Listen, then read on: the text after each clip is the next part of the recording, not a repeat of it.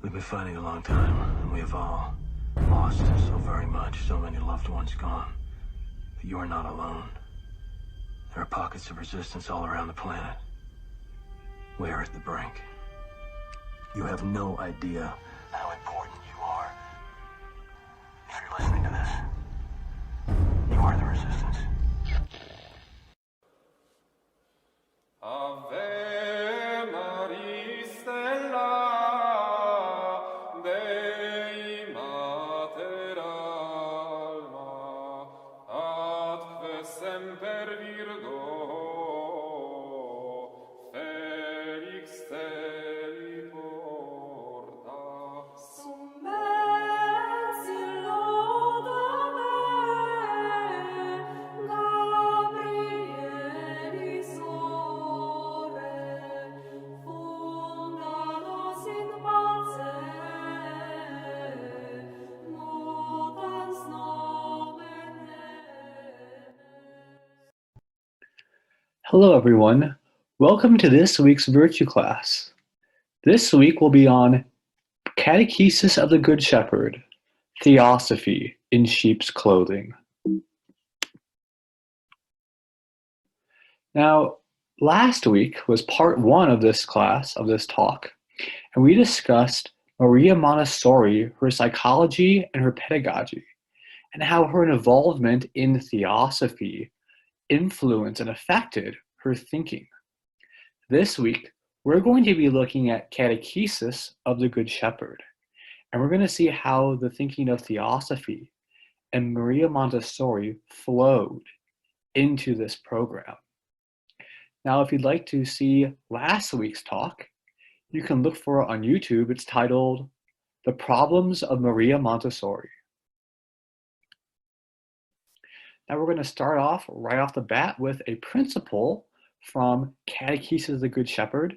This comes from their 32 points of reflection, and it lists the foundational teachings and principles of the Catechesis of the Good Shepherd. It states, with this aim in mind, the catechist embraces Maria Montessori's vision of the human being, so Maria Montessori's psychology, and thus the attitude of the adult regarding the child, or in other words, the pedagogy, and prepares an environment called the atrium, which aids in the development of the religious life.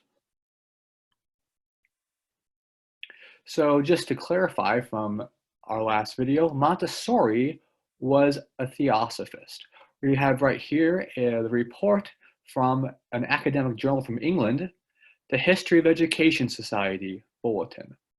It states, following her death in 1952, the society president reported that Maria Montessori did in fact join the Theosophical Society on May 23rd, 1899. Montessori gave full voice to the spirituality which had always been in her work, couched in language appreciated by the Theosophical Society. Now this is important because people argue that Maria Montessori was only a theosophist later in life when she published the articles for the Theosophy Society. However, we have this date of 1899. That is 8 years before Montessori began her first school, and 13 years before she published her work and called the Montessori method. So a principle we have from Maria Montessori is how to teach. And we find her thinking in the Theosophists. Right here we have a quote from Annie Besant.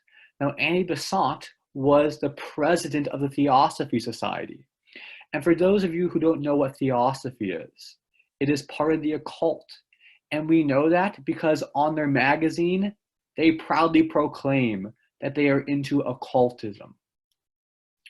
Now, Annie Besant states, I am not yet prepared to go as far as the Montessori system in leaving complete liberty to the child, because I have not yet tried it.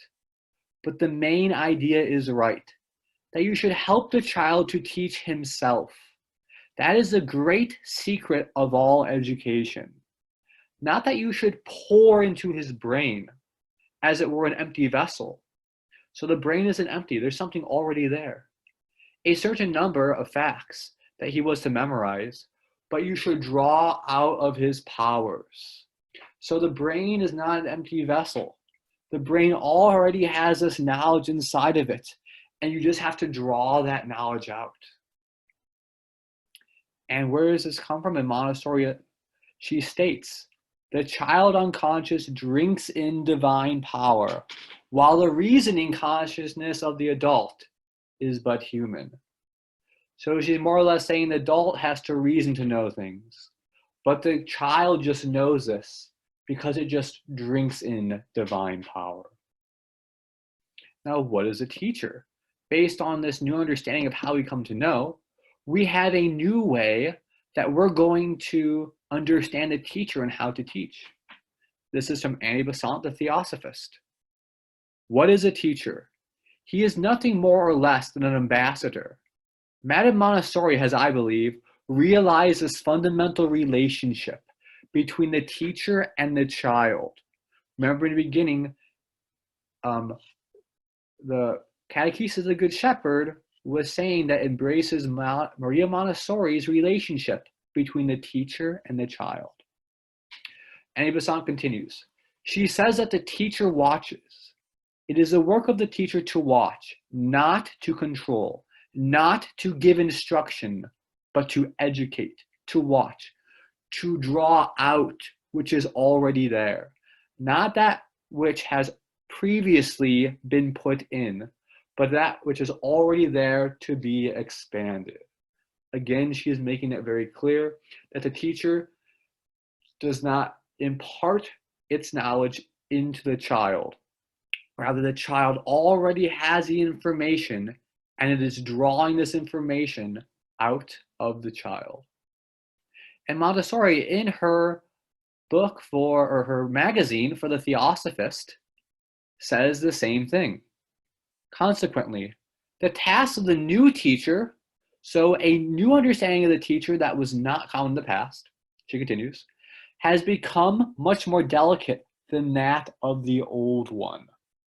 The most difficult thing is to make the teacher understand that if the child is to progress, she must eliminate herself and give up those prerogatives that hitherto were considered to be the sacred rights of the teacher. Or in other words, the teacher is no longer teaching. She is just a mere facilitator. Montessori continues. She cannot have any immediate influence either upon the formation or upon the inner discipline of the students, and that her confidence must be placed and rest in their hidden and latent energies. So there are hidden and latent energies that are already in the child that we just have to unravel. Does that sound Catholic or even Christian to anyone? She continues, but until she is able to resign herself to silence, the voice of all vanity, she will not be able to attain any result. So what Maria Montessori is basically saying is that to teach the child and pass on your knowledge to them is really just an act of vanity. And we have a principle in the Maria Montessori system, we have this idea from Annie Besant, which is part of her theosophy, that the children are actually divine.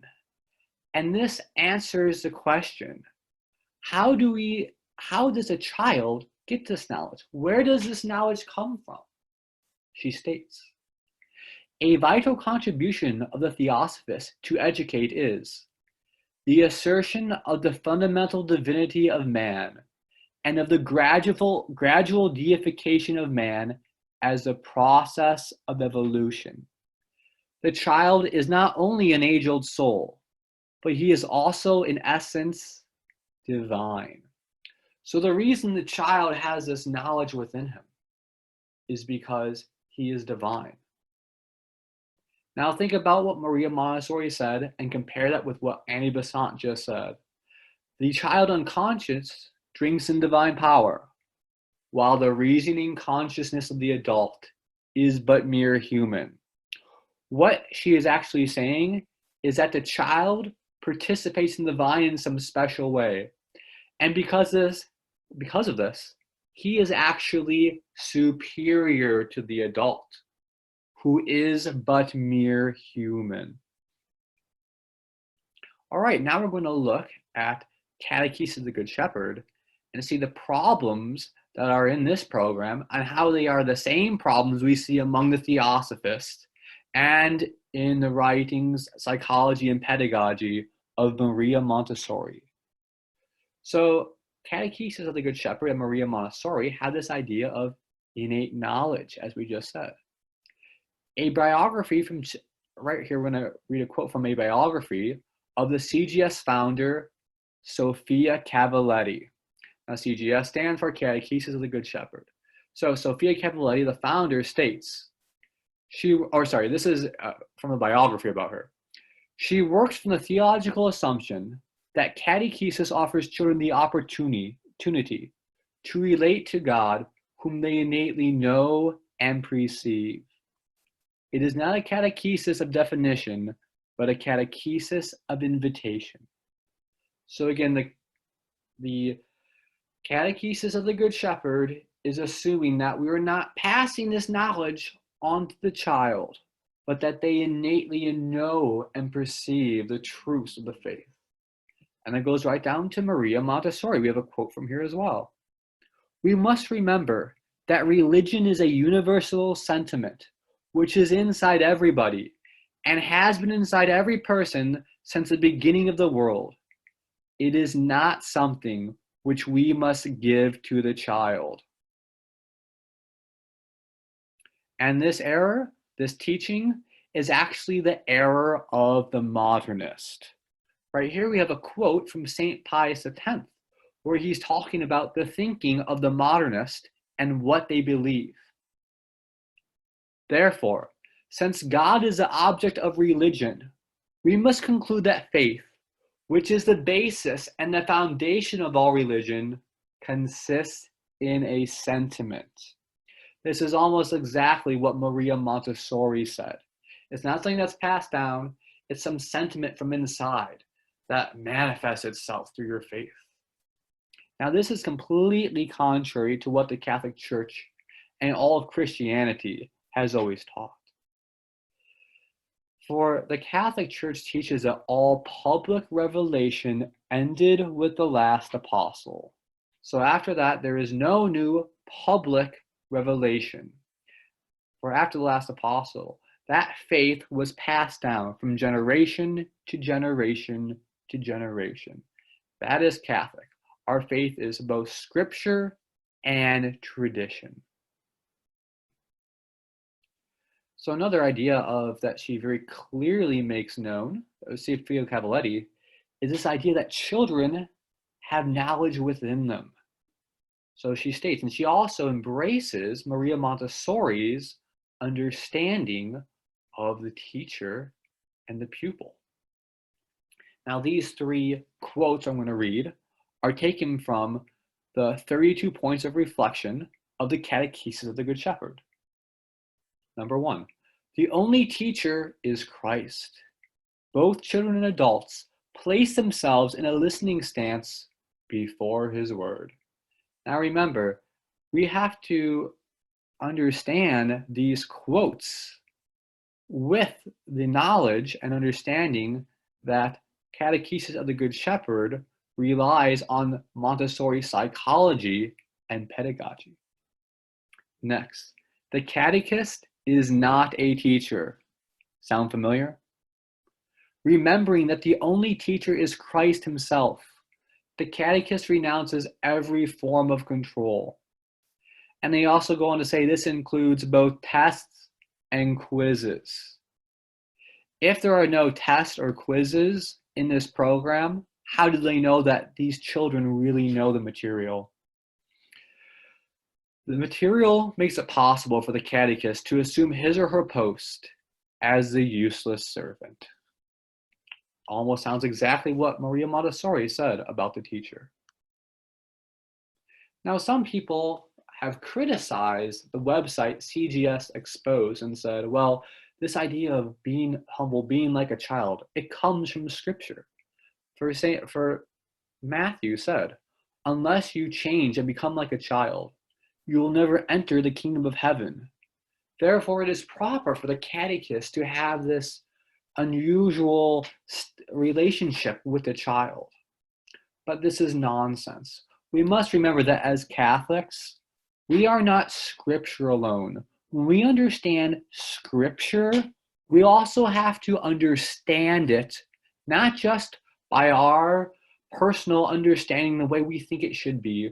We have to rely on tradition to have the proper interpretation of Scripture.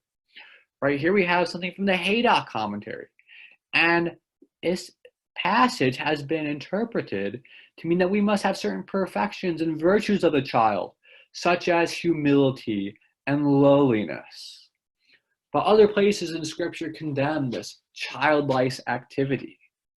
For in Corinthians they say, when I was a child, I talked like a child. I thought like a child. I reasoned like a child. When I became a man, I put the ways of childhood behind me. So for a man and an adult to completely act juvenile and like a child is a defect and a disorder. In the Catechesis of the Good Shepherd, remember that Maria Montessori talks about how the child drinks in divinity through his consciousness, where the adult is but mere human. We have to really look at what they're saying, because there is this idea that the child knows more than the adult, and the adult is to serve the child in some sense. Remember, the Catechism embraces Maria Montessori's vision of the human being. So how Maria Montessori understands man is embraced by the Catechesis of the Good Shepherd. Now, when we read this, we have to keep something in mind. Maria Montessori had an article in the Theosophist titled, "The Child, the Eternal Messiah." Okay, now keeping that in mind, we're going to read a passage from the 32 Points of Reflection on the Catechesis of the Good Shepherd.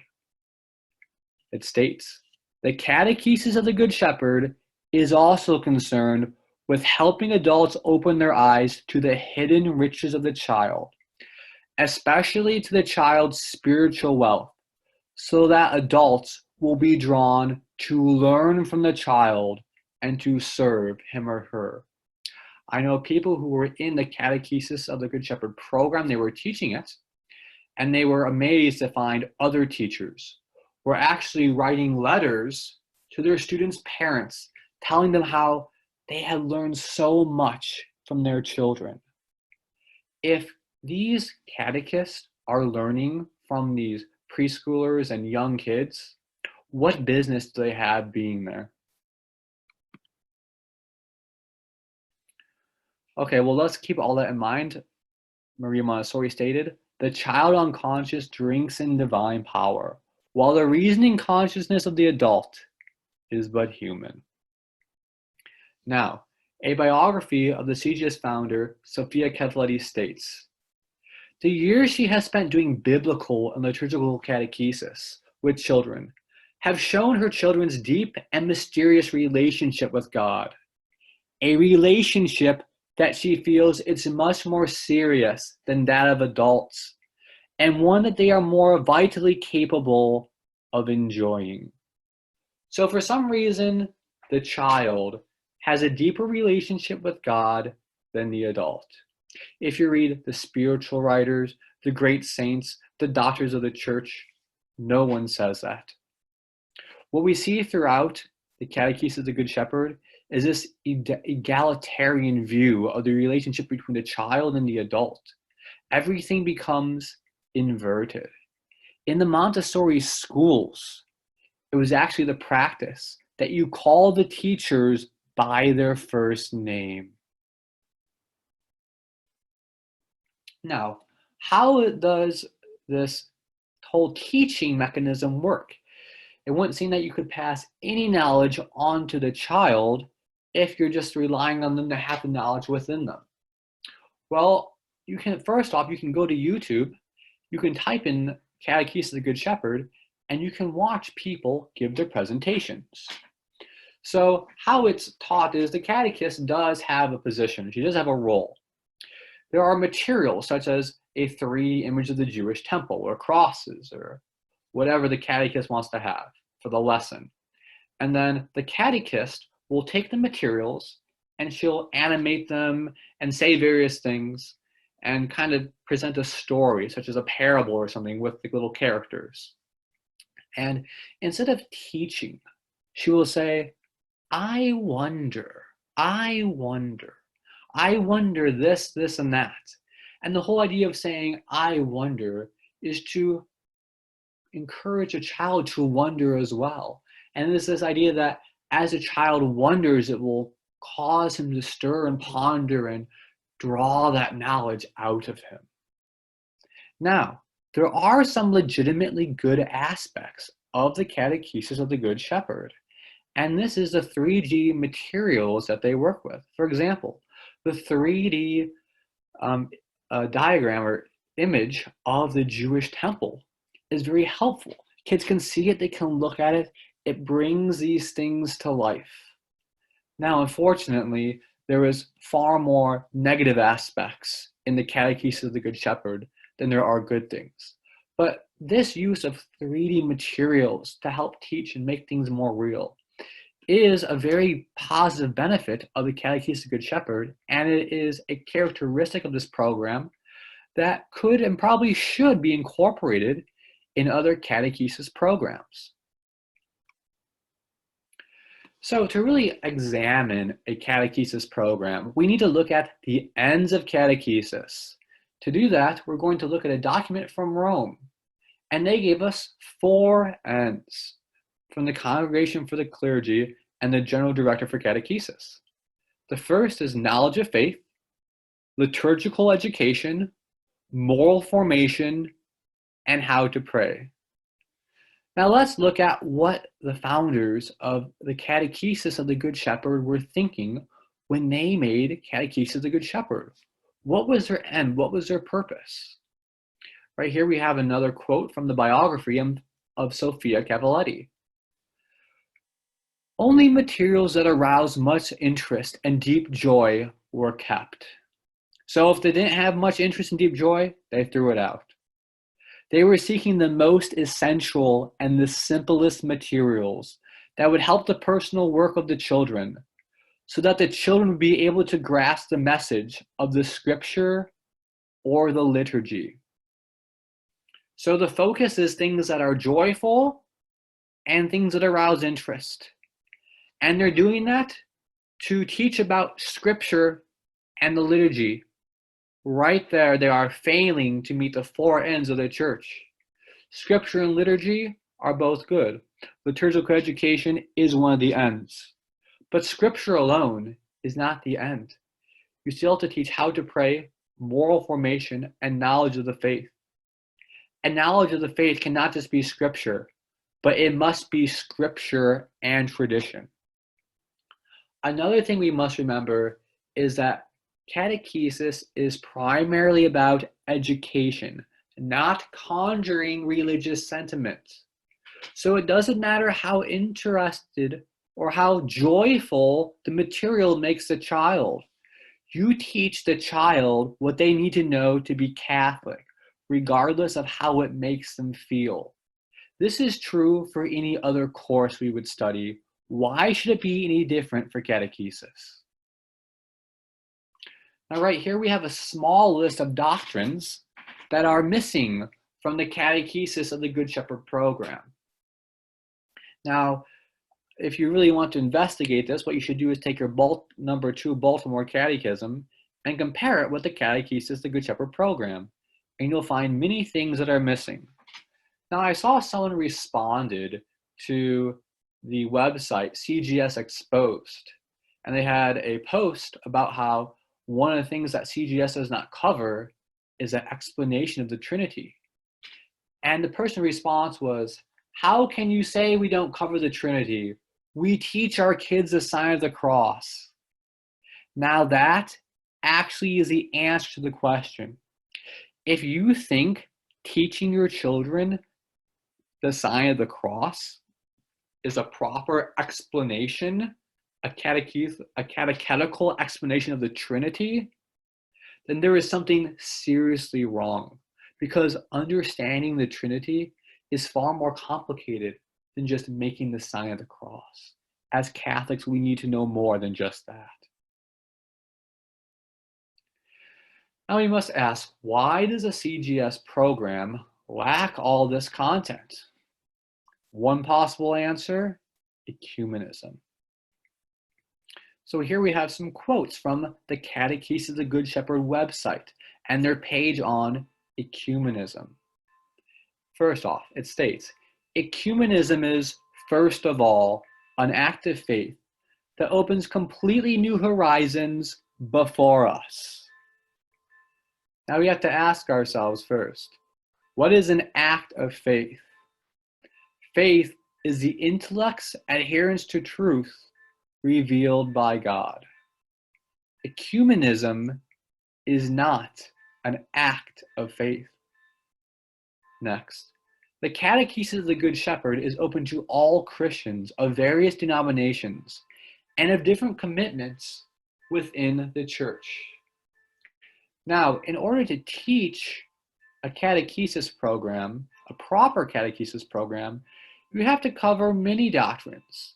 Doctrines that Christians of other denominations are not going to like. The very fact that they are of a different denomination means that they believe different doctrines. So that is a major concern. Next, we have ecumenism is not just a branch of catechesis. Rather, the spirit of ecumenism does permeate the whole of catechesis. Now, a question we really have to ask is, how can ecumenism permeate every branch of catechesis? It's true, there are some things we do have in common with other denominations. But how does ecumenism permeate the parts of catechesis that are confrontational, that other religions disagree about? How does ecumenism reach the doctrines of the papacy and the idea of heresy and schism? This is a strong indication that we are running into false ecumenism. Now, if we look at the document from Rome on catechesis, we do see that there is a limited amount of ecumenism they allow in catechesis. They state, in the context of different Christian confessions, the bishop may deem opportune or necessary specific ecumenical cooperation in the area of religious instructions. It is important, however, that Catholics are guaranteed, at the same time, a genuinely Catholic catechesis. So what Rome is saying is, though certain ecumenical aspects may be incorporated into a catechesis, this cannot be to the detriment of the catechesis program. It must be done in moderation. Usually when we hear ecumenism, we see it leading to a watering down of the faith. If ecumenism is not just in a few parts, as Rome has said, but permeates the whole of catechesis, how can catechesis be anything but watered down? Content. Well, let's look at the content of the Catechesis of the Good Shepherd. According to Cavalletti, she and Gobi made many mistakes and had to throw away some of the materials they had created as they searched to find the essential themes and elements that corresponded to the needs of the children. Only materials that aroused much interest and deep joy were kept. They were seeking the most essential and the simplest materials that would help the personal work of the children, so that the children would be able to grasp the message of Scripture or the liturgy. Therefore, anything that was not essential was removed from the atrium. So first off, we have to ask, how are they determining what is essential? Well, it appears things that didn't cause joy or interest. Now, when we look over the history, we can see various catechisms. The first, the Catechism of the Council of Trent for the clergy. We have many other catechisms along the way. Another famous one that was promulgated by the church was the Baltimore Catechism. It was created for education of the youth in catechesis. Then we have the Catechism of the Catholic Church by John Paul II. Now, though they do address different times, the content is laid out in a certain way. And a lot of the things are repetitive. There's not a whole lot of differences in these catechisms. We must remember that in the beginning, the very first primitive catechisms were really the creeds. It was the creeds that were written with the blood of martyrs. And these creeds were an act of our faith.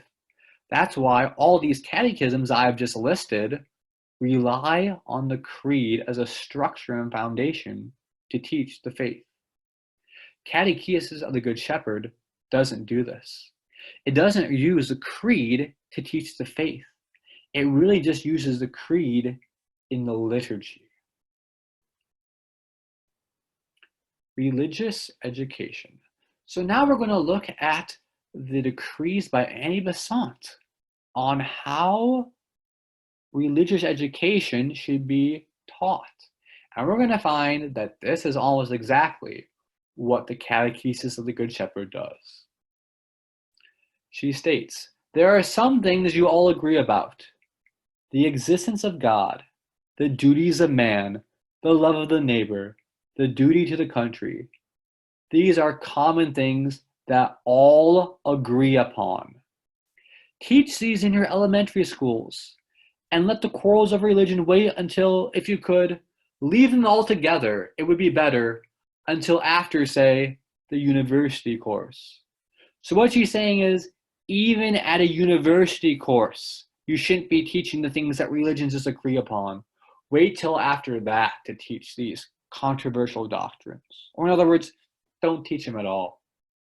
She continues, teach the common truths of religion in the simplest possible form, and teach morals more than what you would call distinctly religious dogmas. She doesn't like dogmas. Why? Because dogmas aren't things that all agree upon. Do not teach morals by precept. Teach them by stories and by examples. Now, why is that really problematic? Don't teach them by precept. Well, let's use an example. Let's say I know the parables and I have a basic knowledge that abortion is wrong. But let's say I go up against a very difficult situation and I hear about this woman who was raped, and she's very young, and she's in a poor, starving country, and she just wants to have this abortion, not because she hates a child, but she thinks it's the best for everyone. Now, in this very difficult situation, if all you have are parables or stories to learn moral theology, you're probably not going to know exactly what to do. You might have a good idea, but you could innocently err. However, if you're taught by precept, you're given the principle that abortion is an intrinsic evil, you will know for sure that no matter what this girl is going through, she may not have an abortion. Now remember, what did Annie Besant say? Teach the common truths of religion in the simplest possible form. And what was Sophia Cavalletti seeking? They were seeking the most essential and the simplest materials that would help the personal work of the children. And in this, we also see ecumenism. Remember, as Annie Besant said, there are some things you all agree about. And teach the common truths of religion in the simplest possible form. When we teach all the truths in the simplest possible form, we're basically just teaching that there's a God and He exists. And we're teaching basic moral principles that all agree upon. It no longer really becomes Catholic. Remember, Sophia Cavalletti, or the Catechesis of the Good Shepherd, one of their principles is ecumenism is not just a branch of catechesis. Rather, the spirit of ecumenism does permeate the whole of catechesis. And it's also worth noting that Cavalletti was thrilled that CGS was being used by many Christian traditions. That was in her biography. Why are you so thrilled that non-Catholics are using your catechesis program? Why do you care? Now, just stories. Remember, she said, Annie Besant said, teach the common truths of religion in the simplest possible form. Do not teach morals by precept, teach them by stories and by examples. So, how do they teach moral theology in the Catechesis of the Good Shepherd? Cavalletti believes that this form of catechesis has refound its biblical content. So Catechesis of the Good Shepherd has refound its biblical content, meaning that the programs the church had before weren't biblical, didn't have the biblical content they ought to. But Catechesis of the Good Shepherd has now discovered this. She continues, and by focusing on the use of parables, or as Annie Besant says, stories, as Sophia Cavalletti continues, as Jesus did, rather than on formula and definitions. So right here, Sophia Cavalletti is saying teach him parables, teach him stories, as Jesus did, rather than formula and definitions, just like Annie Besant said. She continues, the parable is not to be explained, which would treat it like a definition or precept, and to betray its nature. She continues, she advocates giving the listeners the passage complete in itself, so that they may dialogue with the text. So the teacher is not to explain the parable, that's bad, but we give this parable to the children, and the children dialogue with each other about the text. This is absolutely ridiculous. All sorts of people read scripture and come to false conclusions. If we are going to give our children passages from the scripture, then as Catholics, we must be incorporating with that tradition and teaching them the proper interpretation of these passages. Now, if we look more closely at this, we can see that the teachings of, say, Confucius and the parables, they are very good. Don't get me wrong. Confucius taught many practical truths that Christians would agree upon. But Confucius, or even Confucius in the parables, that alone is not adequate for catechetical formation. For CGS, mostly uses the parables and the maxims for moral theology, for teaching morality to the children, not the Ten Commandments. Now, in the past, I talked about how all the catechisms of old had a certain uniformity to them, from the Roman Catechism to the Catechism of the Catholic Church to the Baltimore Catechism. And to teach their moral theology, they did it by precept, and they relied on the Ten Commandments. They took the 10 commandments and they broke them down into many, many different teachings and many different pages. And they extrapolated all these moral principles from the 10 commandments and used it to teach the whole of moral theology. In Catechesis of the Good Shepherd, there is one section that goes over all 10 commandments. In the Baltimore Catechism, there are pages and pages going through very precisely the different ways in which the 10 commandments relate to the different sins. So, who is Sophia Cavalletti? Well, Sophia Cavalletti was a co-founder of Catechesis of the Good Shepherd. She was also a Jewish scholar and a biblical scholar, and she was very much in favor of the use of the historical critical method.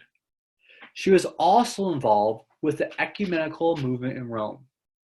But one thing that's interesting is that she had no formal training that would qualify her to produce a catechesis program. When she talks about in her autobiography, they talk about how she removes certain materials from the catechesis program to not bring joy to the child, or she was looking for material that was essential and removing everything else. How does she know what is essential? What formal training has she been given that qualifies her to make a proper decision of what is essential and what is not essential? Where did Sophia Cavalletti get her theological training? Who was she looking at? Who was she relying upon? In a biography about her, she states that they quote her showing her love for the priest Teilhard de Chardin. She states, "One thought that certainly had great importance in my life is the work of Teilhard de Chardin. It is Dad who introduced me to him, and I made abundant readings, which allowed me to get out of the 19th century atmosphere, or at least pre-Second Vatican Council, in which we had grown up. The 19th century was certainly a very negative century for the Church.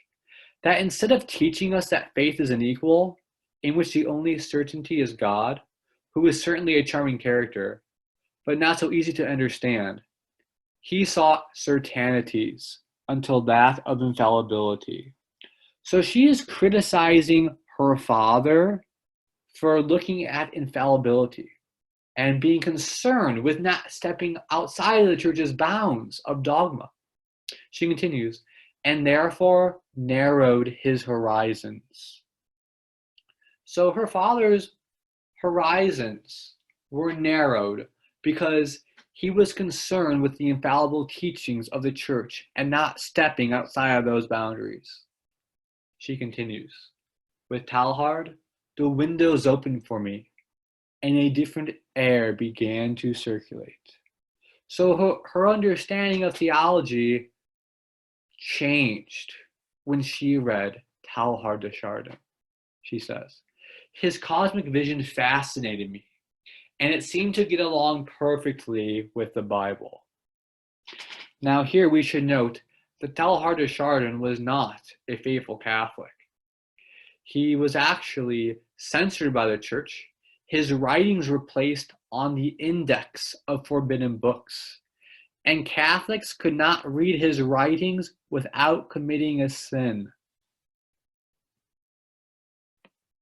So who was Teilhard de Chardin? So we go into great detail about his character and who he is in our past video titled "The Problems of Maria Montessori." But to give you a brief overview, Teilhard de Chardin was famous for his idea of what's called the omega point and his mystical evolution.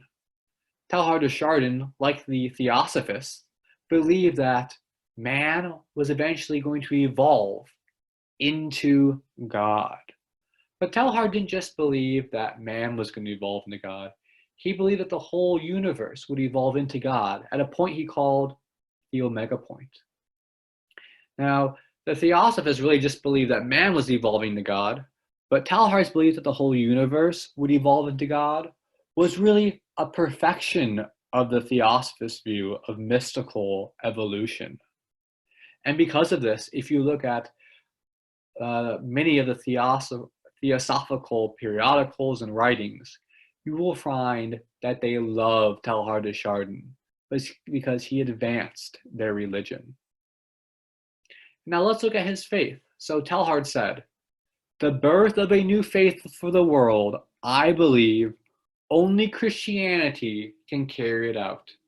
So Teilhard believes there is a new faith or religion for the world. He continues, "The religion of the future, a new religion, is on the point of springing forth from a new Christology." So Teilhard de Chardin is going to have a new understanding of Jesus Christ.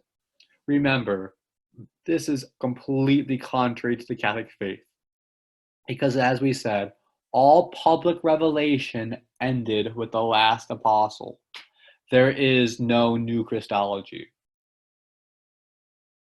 And we find Teilhard de Chardin's ideology in the writings of Sophia Cavalletti and the Catechesis of the Good Shepherd. So traditionally there was this focus on creation, redemption, and sanctification. We see this in the early catechisms, such as the Roman Catechism, all the way to the Catechism of the Catholic Church. But in Teilhard de Chardin, we see an emphasis on creation, redemption, and parousia. Now the reason is because Catholics believe that they have sanctification or achieve holiness by becoming like God through grace, by participating in this immaterial quality that takes this finite thing and perfects him and makes him like God. Because really holiness is just a degree to which we're like God. Teilhard de Chardin believed in a different method of holiness. He didn't believe we could become like God through grace. Rather, Teilhard de Chardin believed that we became like God through evolution. The farther we are along in evolution and the closer to the omega point we are, the more like God we are. Therefore, the more holy or sanctified we are. Therefore, for him, he could represent sanctification as parousia. And we find this also, as you look down below, in the Catechesis of the Good Shepherd. Another idea we find in the Catechesis of the Good Shepherd is Maria Montessori's idea of cosmic education. So Maria Montessori was also very much in this idea that we are evolving into God. In her book, The Absorbent Mind, which is not her book for the Theosophist, this is one of her academic books on psychology, she states, "We are created in order to evolve the cosmos." And from this, she had this idea of cosmic education, which is her way of teaching the children that everything is evolving into God. Right here, I have a quote from Sophia Cavalletti's book on religious education for the Catechesis of the Good Shepherd, titled "The Religious Potential of the Child, 6 to 12 years age." And she quotes Maria Montessori, stating, "Maria Montessori explains, we use the term cosmic education to refer to an education which is an effective preparation for the new generations to understand how humanity is being drawn towards a unified whole." So it is a way of teaching children that they are moving toward the omega point. And she talks about as a pre-existent reality, which is constantly unfolding. Rather, we are speaking about elevating human consciousness. Now, where do we find elevating human consciousness? We find this in the Theosophist and Teilhard de Chardin. And they talk about how there is an increase in consciousness and a perfection in consciousness as we move along this evolutionary path toward God. Teilhard de Chardin even talks about how in the end there's kind of one consciousness. Man becomes, all of the world has one consciousness that permeates everything. And it is elevated. So now we have to ask, why did the Catholic Church approve of CGS? Well, the answer, it was never approved by the USCCB. So who are they? Well, most catechesis programs are some offshoot of the Catholic Church, or at least under the Catholic hierarchy in some way. But that's not how Catechesis of the Good Shepherd is organized. For each different nations have a local CGS headquarters. For example, there is CGS USA, CGS Great Britain, and CGS Australia. But these organizations don't go to the church. They're not under the Catholic Church. These organizations answer to CGS International. So this entire catechesis program is not under the church. It's its own parallel organization. that answers to itself. Well, now we'll start to take a look into the Catechesis of the Good Shepherd organization and the type of people they sponsor and encourage. So right now we're going to look at someone by the name of Catherine Maresca. Now you can see this is a screenshot of the United States Association of the Catechesis of the Good Shepherd, also known as CGS USA. Now here we see the Weaving Our Gifts retreat. And this is a conference held by Catechesis of the Good Shepherd. I believe it's every other year. And it's here, the contact person is Catherine Maresca. And it's organized by the Center for Children and Theology. So right here, Catechesis of the Good Shepherd USA is having Center for Children and Theology organize their event. We're going to see who is this organization. So right to the left, we have a screenshot of Center of Children and Theology. You can go to the link if you desire. And we'll see a speaker there at the Weaving Our Gifts conference. If you look to the see that person in the blue in that image, you look to the right, we have a enlarged picture of her. And to the right, you can see that she is Sister Linda Gibler, Order of Preachers. And on her neck, she is wearing a yin-yang, which is an occult symbol. Here's another picture of Weaving Our Gifts. And you can see again, we have an image of Catherine Maresca, and it says there, she is the director of the Center for Children and Theology. And she's giving a talk. She's one of the scheduled speakers. And she's giving a talk on the path to ecumenism. We shall see if this is a false ecumenism. Now, this Center for Children and Theology, it is truly associated with the Catechesis of the Good Shepherd, as they state. The National Association of the Catechesis of the Good Shepherd supports the work of catechists throughout the United States and issues certificates upon completion of an approved course. So basically, they are training people and authorizing them to teach Catechesis of the Good Shepherd. She continues. These courses are offered by the Center of Children and Theology in cooperation with the association. So this organization is authorized to teach and to train catechists. And here are some of the materials that they sell. Materials for hands-on Buddhism. And what comes with that? A small sandbag, incense burner, small bell and sticker. The child learns to pray the Buddhist prayers. Well, hands-on Islam. They have the Islam beads, their prayer beads. And also, you can get your Zenergy meditation chime. Now, something worth noting. I know some catechists who left Catechesis of the Good Shepherd, and one of the reasons they left is because when they went to the Catechesis of the Good Shepherd training facility to learn to become a catechist, the catechist, they were told that they should start the class by ringing this chime.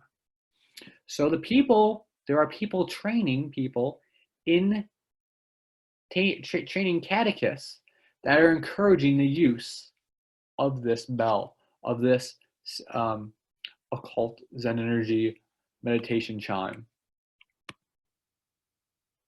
So we now have to ask, how do they get approved? There's some really horrible things here. Well, the answer is that there are individual priests and bishops that have given their approval because the program looks impressive. And in many ways, it's not their fault. If you were to walk into Catechesis of the Good Shepherd, you would see all these hands-on materials, and some of them are very impressive, like the 3D Jewish temple. We must remember this was never approved by the USCCB.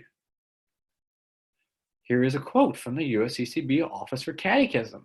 It was a judgment of the ad hoc committee that because of its very nature as a Montessori program, the Catechesis of the Good Shepherd does not lend itself to the possibility of a conformity review.